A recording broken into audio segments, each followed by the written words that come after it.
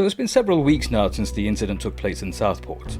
Within minutes, possibly within milliminutes, the far-right groups, fascist groups, and the pure racists decided that it was going to be attributed to a person who is a migrant and affiliated with the religion of Islam. So what do? They go out, cause havoc. These patriots go out and trash their own country without even thinking twice.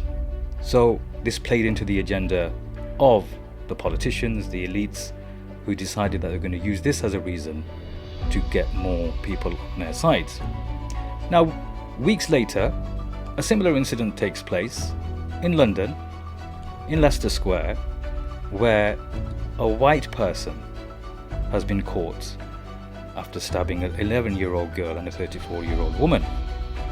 This time, the person who saved them and tackled the assailant was somebody who was a Muslim, who was a migrant, or is a migrant, I should say. But guess what? None of those same people who were accusing the migrants at that time, falsely, have mentioned it. None of the newspapers mentioned it. Can you see the double standards? But what does this mean for us as part of the migrant community? We're going to discuss all this and more straight after this.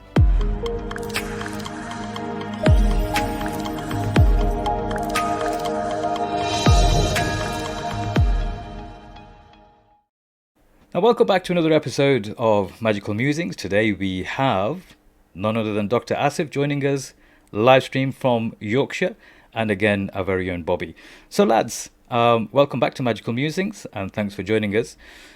What do you make of this new trend that's come along, where people have been attacked on the basis of their religion, on their colour, people who have committed crimes? For some reason, their religion becomes important, their migration status becomes important. But when people are hailed as heroes from the same religion or from the same migrant community, there's no mention of the religion or their community or the migrant status.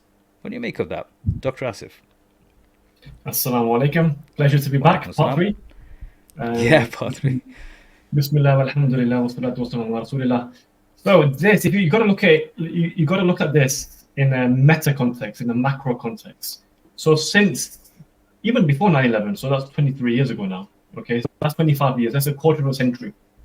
There were some bombings towards the late 90s, early 2000s, before 9/11, and the narrative kind of round about the dot-com bubble, the millennium celebrations, has always been about vilifying Islam. Okay, Islam and Muslims. Okay, this is a neo-colonial vestige almost. There was the Kipling Savage's statement in his poem, "The White Man's Burden," emancipating the world, from brown and black savages in the East and West Indies, particularly in the Muslim lands. And since the kind of digital intifada of the late 90s, early 2000s, the vilification of Muslims has been the status quo for the media. So any heroic act is just seen as a act of human bravery, but any act which is, there's even a 1% semblance. I mean, it goes even back a few months ago. The Sydney stabbing was blamed on Muslims, and it was a Jewish man. It's Muslim until proven to be non-Muslim. That's the default kind of legal position here. Muslim until proven innocent. That's it. And this guy, a 17-year-old child, minor by all instances, clearly mentally disturbed. I don't know what the diagnosis was, but clearly mentally disturbed. 3 young girls lost their life tragically, but he was apparently Abdul something, and until that was proven to be completely, untrue. And so it goes back to the narrative of Muslim until proven to be non-Muslim, and it's it all ties in again with a Islamophobia being a very common weapon used by the Zionist control media. Because once you demonize Islam, you give legitimacy to other isms. Because Islam is the only legitimate counter narrative to all these isms, whether that's liberalism, feminism, Zionism, whatever, atheism, secularism, capitalism. Islam is the only legitimate counter narrative to these, because Christianity is a Sunday faith they keep in the church on Sundays. No other faith has an economic system, has a social system like Islam does. So by very purposely and deliberately demonizing Muslims and Islam and blaming them at every instance, you create this narrative. I mean, we had it in Brexit, we had it, 2 weeks ago, where there's mass almost hatred that falls out on the streets against Muslims, even when the perpetrator is not Muslim. Do you think they would do the same if your name was Mo Farah or Mo Saleh? I think it's a misattributed quote of Mesut Ozil. It's probably one of the fake ones, but he plays in Germany. He's of Turkish descent. He says, "When I play well, I'm German. When I play bad, I'm Turkish." It's probably a misquote, by the way, but it speaks Principally, volumes. we get it. Yeah, Yeah, principally, yeah, exactly. In terms of the principle, that is very true. When more, yeah, when Mo Farah, wins Olympic gold in 2012 in London, he's a national hero. He's Sir Mo Farah. yeah, But yeah, the same demographic group have been completely demonized and vilified. yeah. I What the remember last when Mo 15, Salah started playing, and he was scoring goals and stuff. And then there was this chant that they had in the stadiums as well, that if you go to the mosque, I'll go as well, and all that kind of stuff. It's like the footballers actually had that chant, which was quite fascinating to see. I know an English brother who embraced Islam during that period because of that, and he's a proper Englishman, and he's doing da'wah, and he's creating videos to show the same. Bobby, is migration really the issue? It seems like the migration is being everything's put into the pot of migration. So the anxiety over security, violence, terrorism, it's merged in with migration. Religion, Islam, Muslim is merged in with that. Then there's also system failures. Can't get a GP appointment. Schools, down the pan, can't get a housing crisis. All of these things, the anxiety surrounding a lot of issues facing the country, they've been all merged, it seems, and put into this pot of migration and immigration. There's a lot of shows at the moment, online, offline, on TV, that are talking about this, and many commentators are discussing it. And there seems to be a kind of consensus that's building up that immigration is at a critical point. It's Mm, gone to a point of like no return. We're losing our British culture. The heritage is under threat. Everything is under threat. And therefore, something must be done about this. And this is where we have to kind of discuss it and unpick it, I believe, because we're in the heart of it. We are supposedly the problem here. We're mm. the one that are causing, mass hysteria in this society. So it's your fault and it's Dr. Asif's fault. Okay, it's my fault as well, or our parents' fault. So, Dr. Asif, how true would you say these fears are, or how realistic are they? of Muslims being the problem. Yeah, and migration being the problem. Okay. Well, I think Bobby makes a good point. Public services are collapsing, but it's to do with misspending and misappropriation of wealth rather than a net migration problem. And if you look at net migration figures, I think there's a lot of emigration, i.e., exiting from the UK. A lot of folks, it's weird, by the way, when they leave the UK, they become expats. But when people enter, they Yeah. become immigrants, right? So there's a lot of expats now in Saudi and Australia. I know literally hundreds of doctors that have gone to Australia, New Zealand, Canada. So I don't think net migration is a problem. Even if it was, what's the root cause? You've got to look upstream. What is the root cause? British foreign policy since 2001, Mm, since the Afghanistan war, then the Iraq 2003, then Libya, Arab Spring. Where are these migrants coming from? Majority are mm, coming from Middle East and Africa, etc. Britain's had a big hand to play in this as part of the axis of evil. I know they call the axis of evil Iran and Afghanistan, etc., but the axis of evil literally is the West. So they've had a hand to play. in foreign policy, in sanctions, etc. So of course, we are also the result of foreign policy, colonialism, colonization, the East India Company. There's a very good quote from Satam Sangira. He's one of your Midland boys from Wolverhampton. He wrote a book called Empire Land. Came out about 3 years ago. So there was Inglorious Empire by Shashi Tharoor. He was a South Indian from Yeah, he makes Kerala. some good points. Yeah. He's a very well-spoken guy. He had a Very, debate very on- articulate. Seeing his very, interviews on yes. British news channels, yeah, he He's rips very them articulate, apart. very well spoken. And so after him, he wrote Inglorious Empire.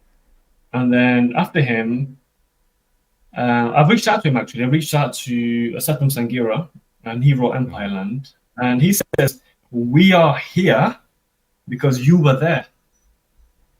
And I think that's the big point of this. We are here because you were there. Yeah. So we only see the downstream effect. But what about the upstream effect? The upstream cause? Yeah, 100%. Because a lot of people who are in the UK don't even know their own history. How, as part of the West, and I'm talking about the West in general, France has had a lot of its fingers in a lot of pies, and America is known to have. There was somebody from America itself, somebody who's born in the 60s. It says in the last since 1947, my country has been responsible for regime change in God knows how many countries he mentioned changing regime, and I've been getting threats for pointing it out. But the reality is, my country is responsible for that. And similarly, in Britain, we have as Britain as a country, we've had presence in a lot of countries, and colonized countries, gotten the resources from there, gotten all sorts of stuff from there, and then we wonder why those people. Have you seen this meme? There's this image going around where the caption is, "We didn't come to Britain; Britain came to us." And there's the flags of so many countries around the border of that quote, and all the countries that Britain had gone to. And I think, unfortunately, we in the UK, we're not accurately taught our history as British people, what we did in other countries, what it resulted in, and as a consequence, how that led to people flocking into other Western countries as well. So some migrants make the claim, "Oh, we will come to get what duly belongs to us," right? So there's an argument to be made, but I think that one of the core reasons why a lot of these people, the far right groups, and people who have this fascist mindset, blatantly racist people, they haven't understood their own history and how they went out and initiated this cycle for it come to kind of bite them back on the arse. But one of the important things you mentioned, Dr. Asif, as well, is that they don't realize this is a consequence of state policy. So when you've got these thugs going out causing harm to individuals who are migrants, they don't realize those migrants have passed through certain processes to get here in the first place, right? Majority of them, and there's a very small minority who are like come off the boats, but majority of the migrants are here through passing certain processes and fulfilling the criteria which Britain itself has set. So they're here legitimately. Just because they don't speak the way you speak, they don't look the way you look, doesn't mean they are illegitimate.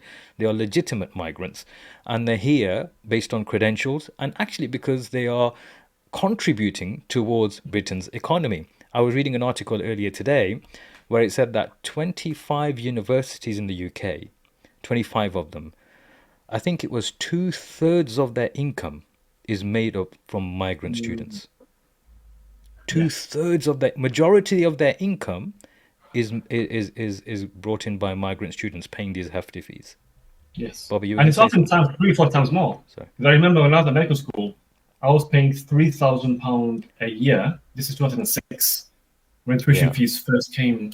And some people were paying £15,000 to £20,000 a year from Pakistan. Yeah. These were like from Karachi, well-off families. They were paying 5-6 times what I was paying. Yeah, yeah. This is how they're contributing towards our economy. And similarly, in your profession, Doc, you've seen people in the medical profession come from other countries because we probably have a shortage of certain skill sets in this country, and they're made up by migrants who have that skill set, and they're offering out their services to us. We need those services, so they've come Yeah. here through that process as skilled workers and Yes. professionals, and they contribute back into the economy by having these salaries and paying their taxes.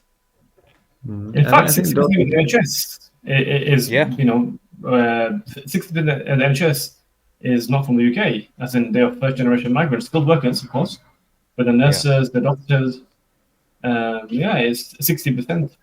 And it used yeah. to be more back in the 60s, but now it's because of nursing training numbers, it's increased from the white British population. But back in the 60s, it was Mm, very heavily Indian, very Indian, Filipino, but now yeah. it's a bit less, but certainly still over half of the NHS workforce is non-white. Wow, wow. Sorry, Bobby.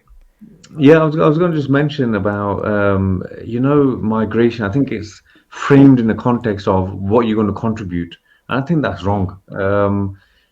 Globally, it's an estimate figure like 300 million people are migrants. Yeah, from and migrants is either you. What's wrong with wanting to go to somewhere else to study, to mm, live, to work, to love someone, to start a business? What is wrong with that? There's mm, nothing. Like I think Dr. Asif mentioned before, there's a lot of expats. In fact, what they say is in the UK, 10 million approximately are from migrant backgrounds. Yeah, 10 million mm, people. Now, 5.5 million are actually expats. They've actually moved out. So that's only half. Do you see? So half have moved out. And then it's like a case of the other point that I think you've just touched upon, in terms of all the wars that are happening, if like the government listened to the Muslim community when the Iraq war happened, you would not have nearly 500,000 Iraqis in England. Yeah, mm, right? And since the Taliban, the fall of the Taliban, they've set up like a scheme where some of the people that can come and live in the UK. And since then, since 2000, in the last 3 4 years, there's been 25,000 mm, Afghanis come and migrated over to UK as refugees. mm. Even we can't forget that even after Brexit, right?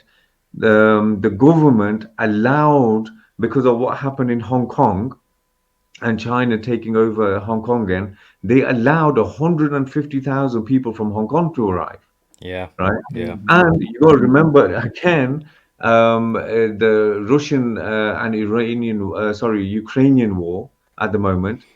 Some people think, hang on, America, fair enough, we did Afghan, we did Iraq war, but what we got to do with the Ukrainian and the Russian war, Mm, covertly, there's so many things that happen, and the support that Britain offers in terms of aid and military aid. And I think there was articles saying that the land invasion by Ukraine at the moment is being done by British tanks.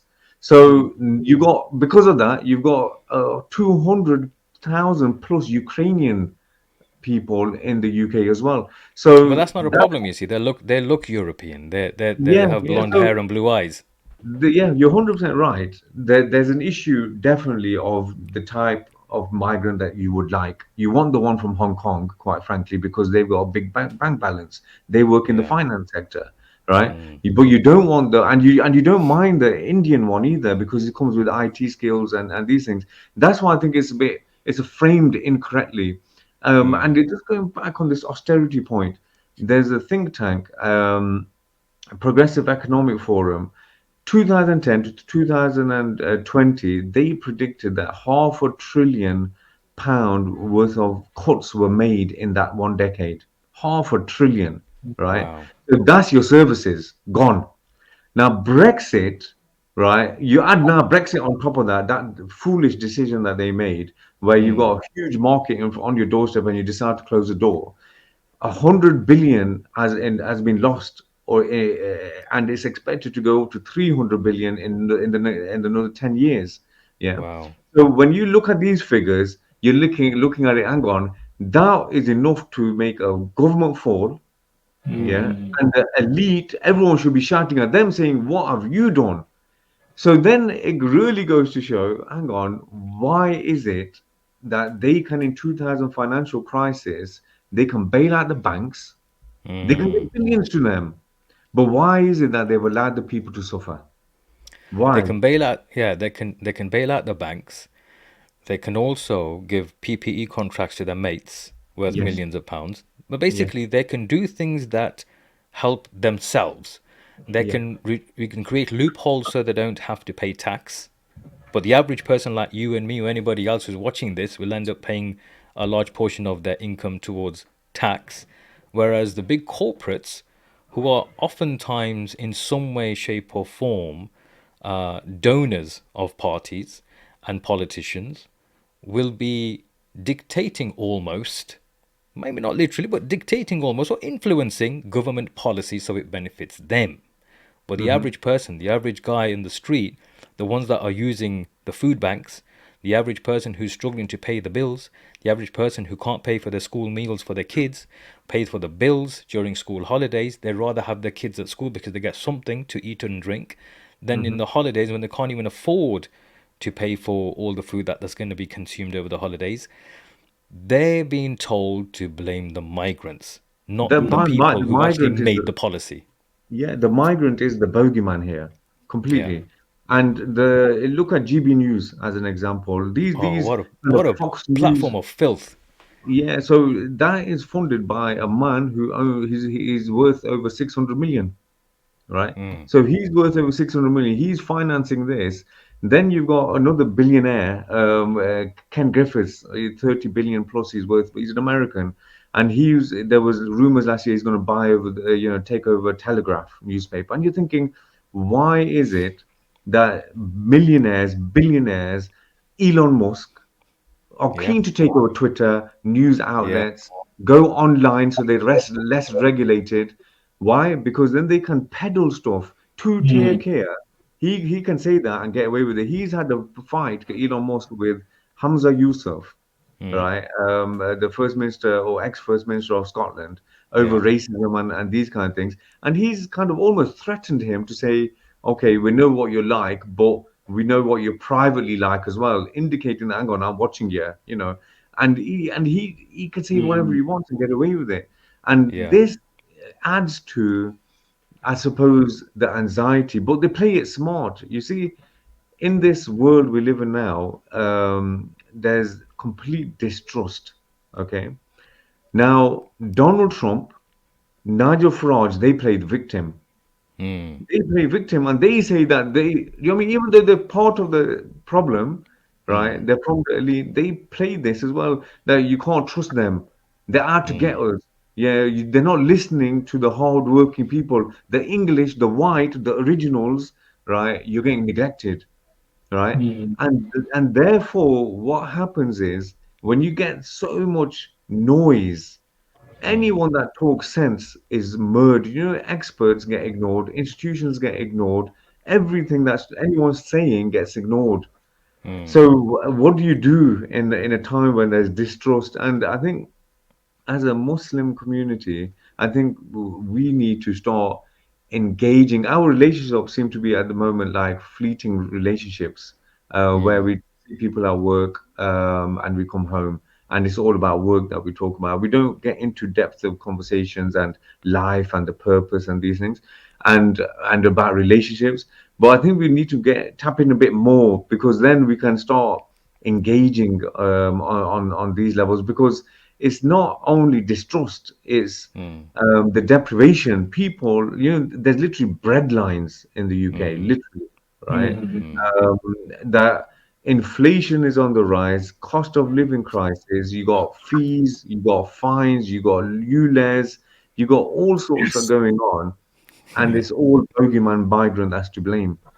Yeah. Yeah. Exactly. You see, So, sorry, I was just gonna say, you mentioned meme there, Majid, earlier. There's a meme. There's also a meme of this. Oh, we might have seen it of like a fat old white man across the table, and he's got all the like chips on him or money on him, and he's like yeah, blame the yeah, migrants. Or something like that. It's like a meme, right? yeah, So that's Essentially, and how do they control the narrative? Through media acquisition. When you acquire Yeah, the media media, acquisition. If they control the mouthpiece, and they are the mouthpiece, then they control what people are being fed in terms of their mind. So when we talk about consuming, we don't just consume food, we consume information and misinformation and disinformation. yeah, Mm. yeah, and it's often done with a very nefarious agenda, and Yeah. it is capitalism. Like capitalism is to increase profit margins, and it doesn't care about debt, and doesn't care about credit, it doesn't care about inflation, it doesn't care about austerity.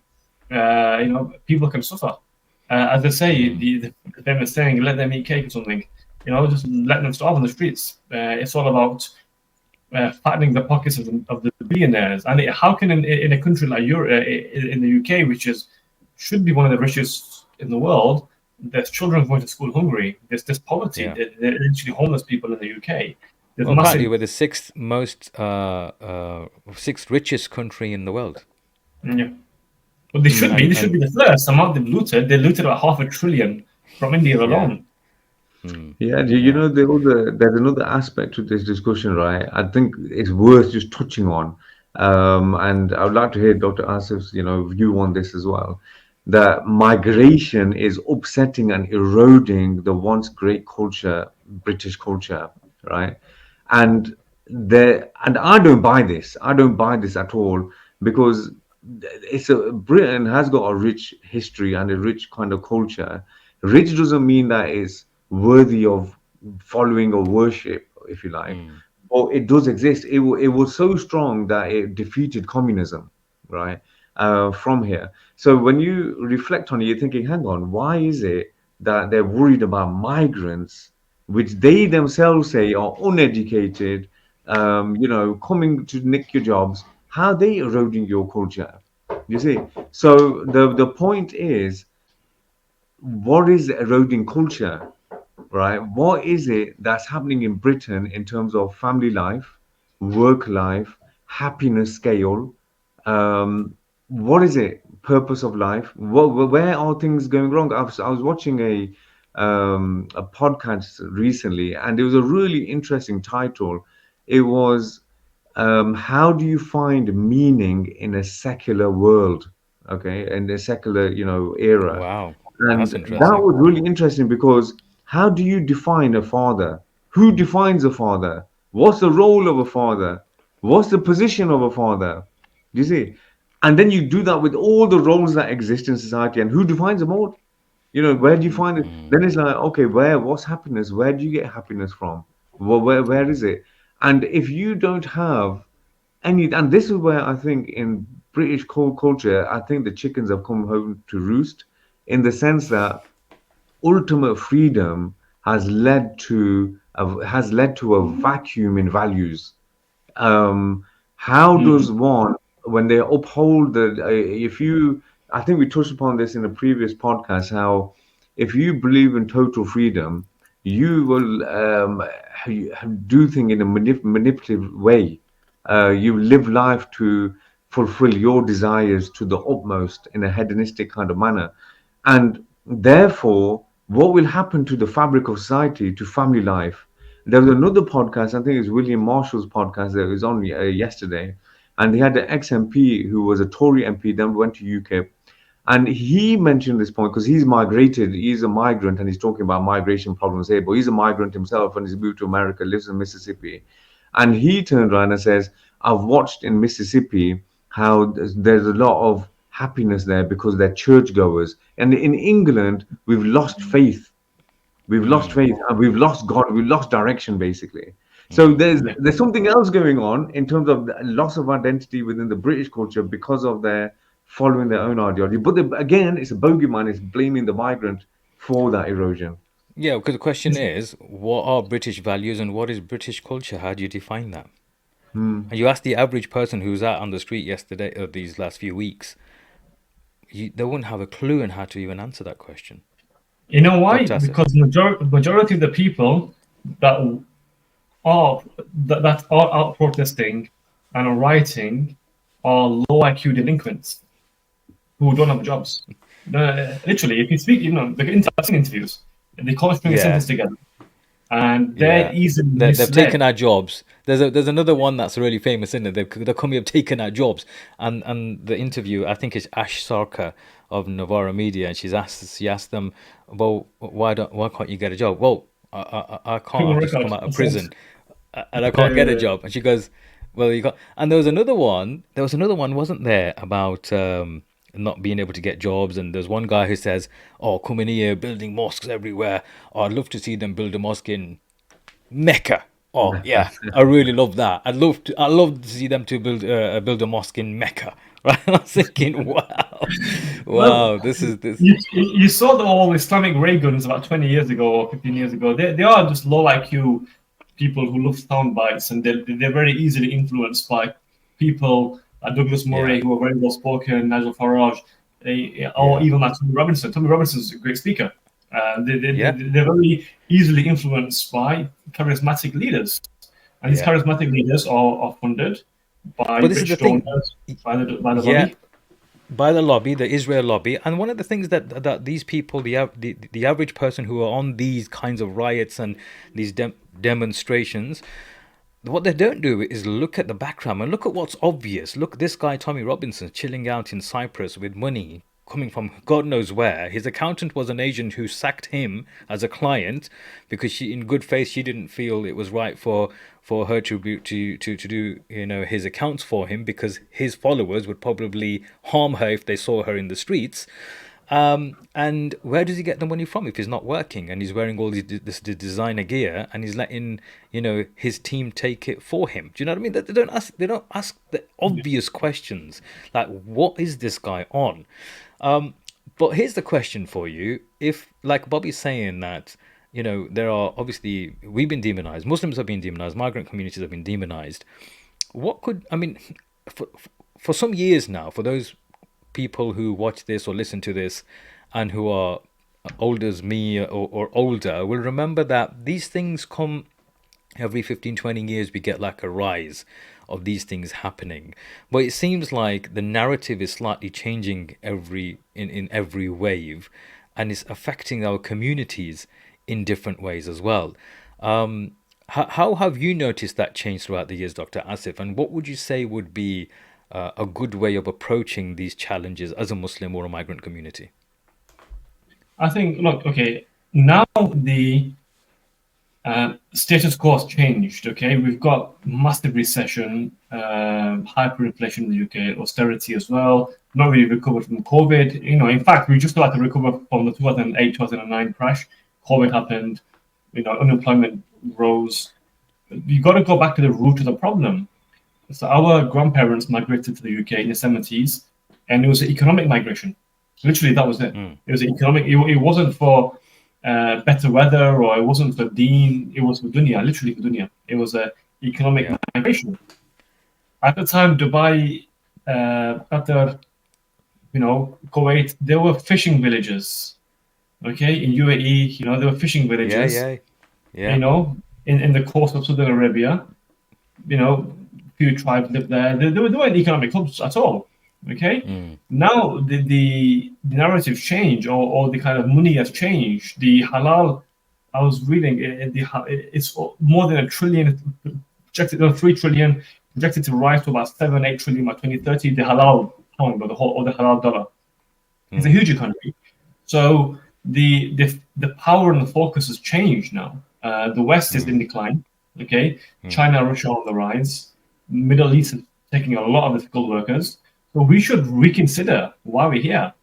Like, mm, we can't think. We didn't have a choice. Actually, our grandparents came, our parents came. We were born here.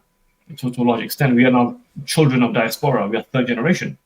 But mm, we don't have our hands tied. Many of us are digital businesses, online, businesses, or even if we don't, we're skilled workers, we're teachers and doctors and lawyers. We can easily get jobs in the Middle East, or or places which may be better for our deen and dunya. So we have to have these conversations. It's not just UK till I die. Things change. Like, every 25, 30 years, economies come and go. Economies come and go. Nations come and go. And we're definitely on yeah. the on Superpowers the come and go. precipice of a decline in the West. exactly what I was going to go. So we should definitely reconsider where we stand. The UK is not the panacea to all our problems, or the West. In fact, it's almost impossible to live here because of the Yeah. taxes, interest rates. It's very hard to live here. So migration it should be on the card, and I think the last couple of weeks have demonstrated that. Yeah, In, so performing hijrah is it should be a realistic option for those who can. But there are those, obviously, there are scholarly opinions on the benefits of staying in such lands where you have a responsibility to do dawah. There are obviously difference of opinions. They both have credibility in both views, in my humble opinion. They both have, strong arguments on both sides. So one option would be to migrate or remigrate. The other option is obviously to stay. Those who decide to stay and those who say, well, I'm born here, my parents were born here, I'm here, UK for life and all that, but I want to improve it for our community. How does that happen? How do we improve where we're at now for those who stay here? Okay, good So let question. me, I think yes. I just wanted to add. I think we've got to think strategically because we're almost, I think, 5 million Muslims in the UK. There's about two and a Yeah. half million Asians, and then you add like African and Arab. I think it's 4 or 5 million. I think so. 10% of the population, almost, or 8%. So if those that want to stay here, then you got to think long term and strategically. Like we need to have our own banking systems, and you mentioned earlier at the beginning of the masajid as well, they need to be community hubs. They can't just be places of worship. They've got to be youth centers there. I did a tweet the other day, the masajid should have gyms as well. We should make masajid the centers of the community. We should have weddings in the masajid. They should be centers of the community if we're here to stay, let's say. So we should think strategically if we are going to stay for 5 generations, 10 generations, and make this our home, become indigenous to the UK lands. So we've got to think strategically because the first generation was about surviving. Now we need to be about thriving and being almost indentured here and staying here and making institutions. Now, why can't we have an allied economy, just like the Jewish people do in North London? They've got their almost like an allied economy. The Jewish pound goes around 30 times in the community. Same in Yeah. Holland in the 1930s. If you read the Black Wall Street, there was an allied economy. There was a parallel economy that was recession-proof. So when the Great Depression happened in the 30s, the black of Harlem didn't get affected. They had their own grocers and laundrettes, etc. They didn't get affected. And in fact, they thrived. They had an alternative economy. So we should have something similar based on non-riba based loans, Islamic financing, etc. We're strong enough and wealthy enough now. You've seen, I think, is it Asif Aziz, the guy that he's got the Aziz Foundation, mashallah. We need more philanthropic billionaires in the Muslim community. And I think that Yeah. because money talks. Like why are 14 million Zionist Jews so powerful? Because they bring the money, they think strategically, media, positions of power, not just teachers, doctors, lawyers, not just professions. They think strategically. So we must be a ummah of strategic thinkers who put ourselves strategically in positions of power and create a Muslim lobby. If we are going to stay, a Muslim lobby that is powerful and speaks on our behalf and speaks, most importantly, on Muslim issues like Gaza, like Sudan, like Libya, like Bangladesh, like Burma, like the Uyghurs in China. These are Muslim issues. We should have a lobby that lobbies the government to act on our behalf and act in our favor, just like the Zionists do in the UK.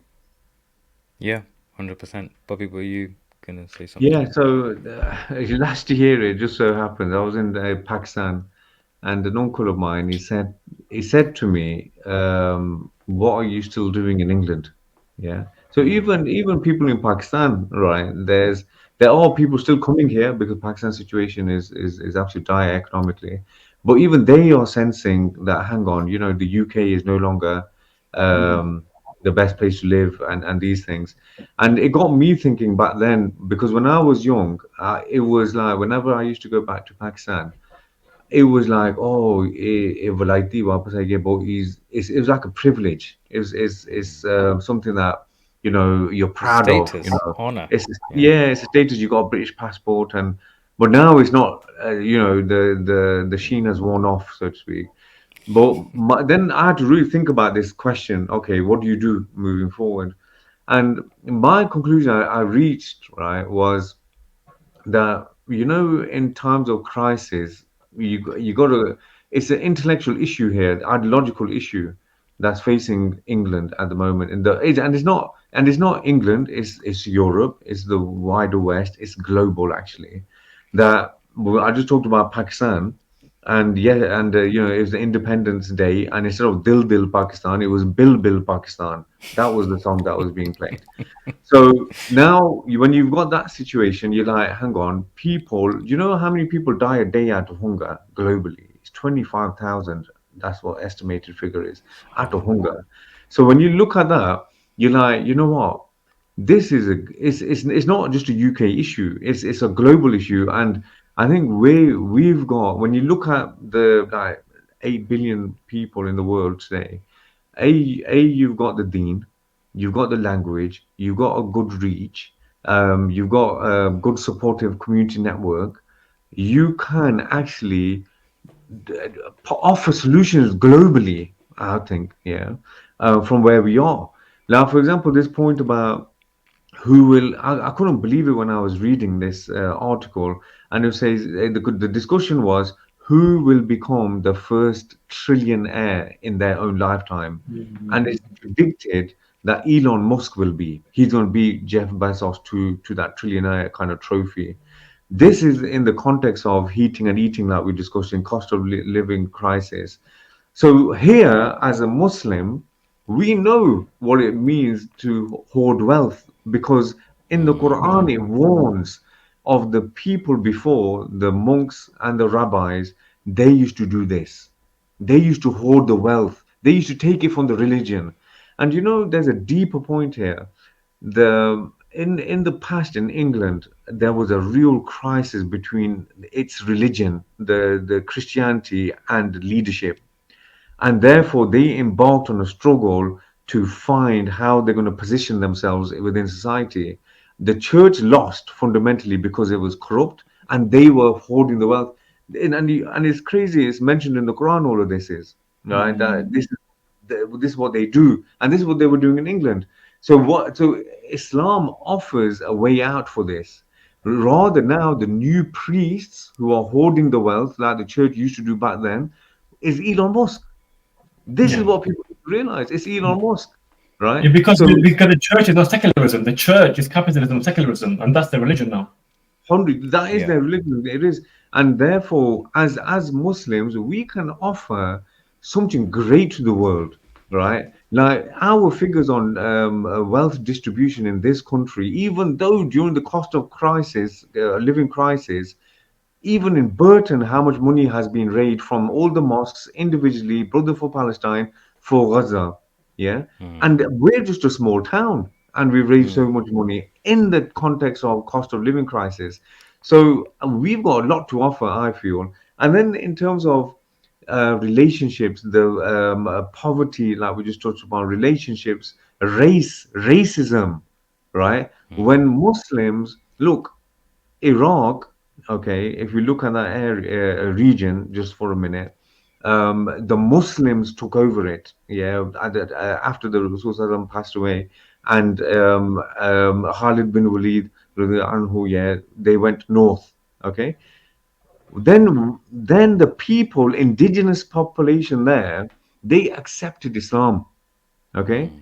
The Europeans have also visited that region during the Crusades for 200 years, on and off, and more recently for the past 200 odd years as well. So, why was it the indigenous population did not accept their way of life? Why? Yeah. And that's a question because it's actually hollow. What are they offering people? What is it? What is life? When we see elders in our community and they are severely neglected, right?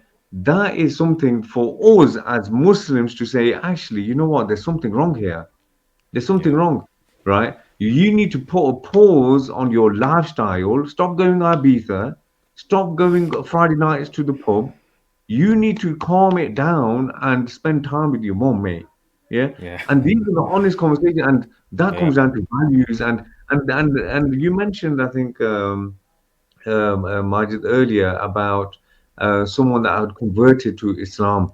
Okay, and it'll be interesting to see what their perspective is on, this discussion on migration and why we, as an indigenous, Brit, if you like. I'll try and get them on. I think they're from Yeah, Sheffield as well.